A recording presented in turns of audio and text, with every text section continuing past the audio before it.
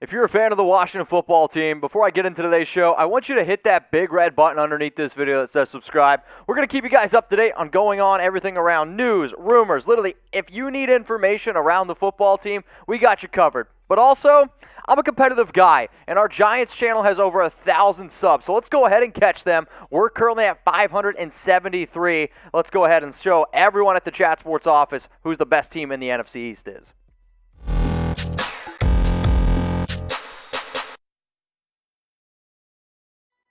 What's going on, Washington football fans? Mitchell Renz here from Chat Sports, and on today's video, I'm going to walk you through 5 veterans on the roster bubble. They're not in any specific order, though the last name on this vid is going to get a lot of attention. The first guy I'm going to go ahead and bring up here is Steven Sims, Washington wide receiver. He was a solid UDFA 2 years ago for this team, filling in some key roles. Last season, he definitely struggled, especially with some drop issues, but for the football team, they were able to upgrade their wide receiver core this offseason. So it's not so much just me ripping on Sims. If you can get better in situations, like with a Curtis Samuel, for example, right? Like you go out and you find these better players, obviously that's going to help you. So in 2020, he had 27 grabs, 265 yards, and a touchdown. But for the 24-year-old out of Kansas, he's probably one of those dudes right now where if Washington decides to keep 7 receivers, maybe he has a chance, but if they decide to keep only 6, he might be on his way out. We're going to go to the inside linebacker position now. I got Jon Bostic, who,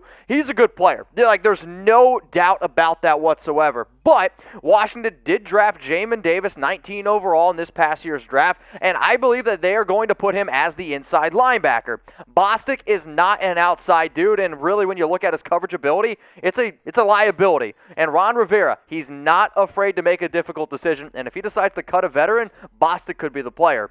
This is going to be one of those dudes, though, that I know when you see this video, there's going to be some people upset. 118 tackles last season, 6 tackles for loss, 3 sacks, 3 pass breakups. I'm not saying that it's going to happen, and I actually think that he still would be a good linebacker on most teams, but all I'm trying to do is find vets that could be potential cuts for that 53-man roster.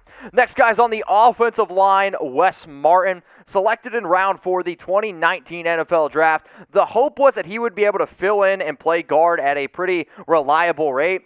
However, that just has not been the case. Beat out last year by Wes Schweitzer, and ever since then, it's just been kind of a rough road for him, if you will. So Charles, Eric Flowers, the reason why that I have these guys above Martin is because of their versatility. They can play tackle, they can play guard, and if you are looking for better interior offensive linemen with some versatility, Martin could be on his way out. Next player coming up here is another wide receiver, Adam Humphries. He signed a 1-year deal this offseason, and he was slated to be the slot wide receiver for the Washington football team. The reason why I have him as a vet on the bubble is because they went out, they signed Curtis Samuel. They also drafted Dyami Brown. So in terms of what could be I'll say target getters, right?